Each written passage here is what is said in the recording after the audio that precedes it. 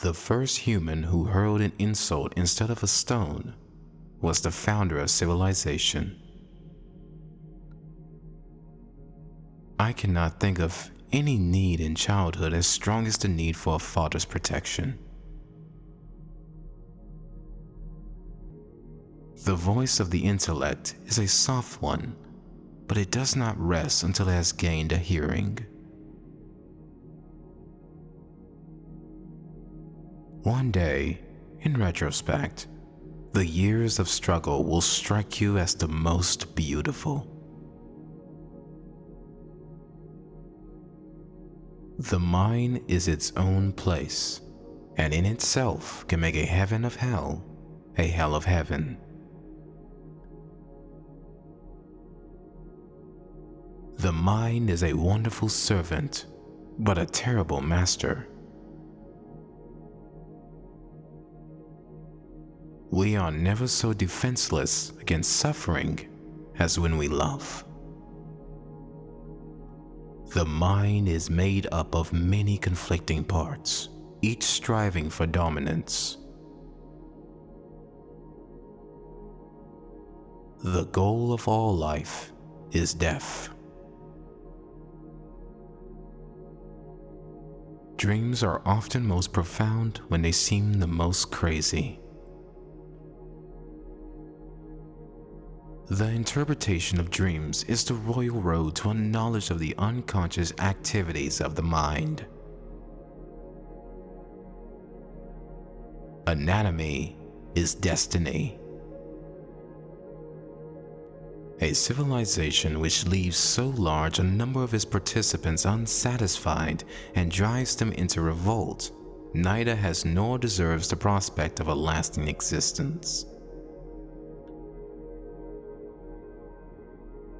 Most people do not really want freedom because freedom involves responsibility, and most people are frightened of responsibility. We are what we are because we have been what we have been. Unexpressed emotions will never die. They are buried alive and will come forth later in uglier ways. The mind is not a vessel to be filled, but a fire to be kindled. Love and work, work and love, that's all there is. Out of your vulnerabilities will come your strength.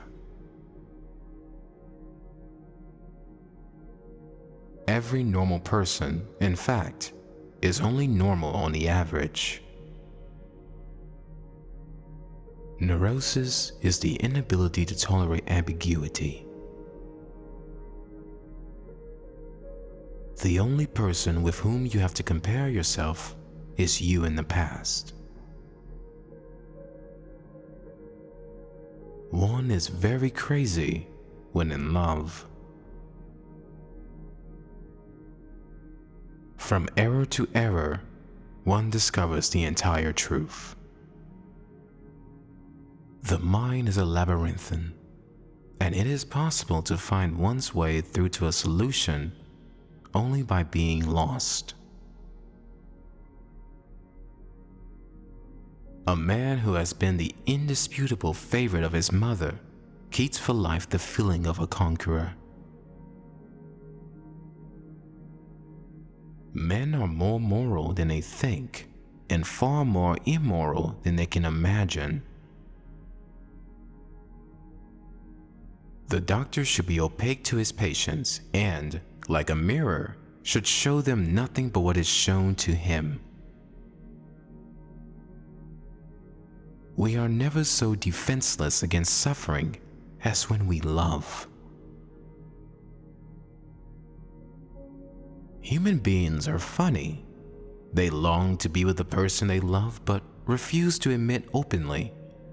Some are afraid to show even the slightest sign of affection because of fear. Fear that their feelings may not be recognized or, even worse, returned.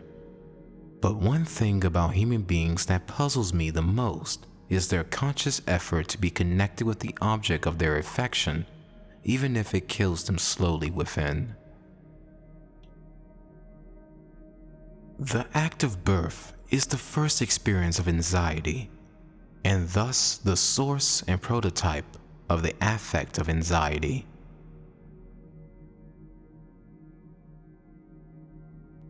Religion is an illusion, and it derives its strength from the fact that it falls in with our instinctual desires. The psychical, whatever its nature may be, is itself unconscious. The doctor should be interested in his patient's health, not in his own. The only person who is educated is the one who has learned how to learn and change. The ego is not master in its own house. The dream is the liberation of the spirit from the pressure of external nature, a detachment of the soul from the feathers of matter. The individual does actually carry on a double existence, one designed to serve his own purposes and another as a link in a chain, in which he serves against, or at any rate without, any volition of his own. Where such men love, they have no desire, and where they desire, they cannot love. The mind is like an iceberg.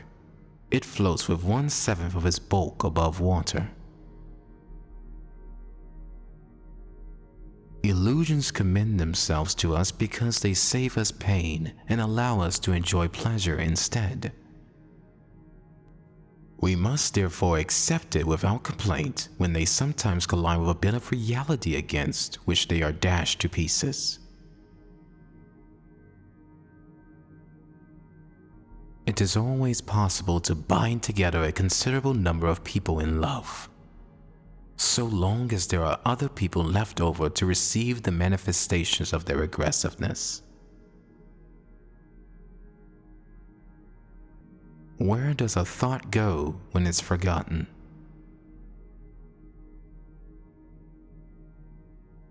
Being entirely honest with oneself is a good exercise.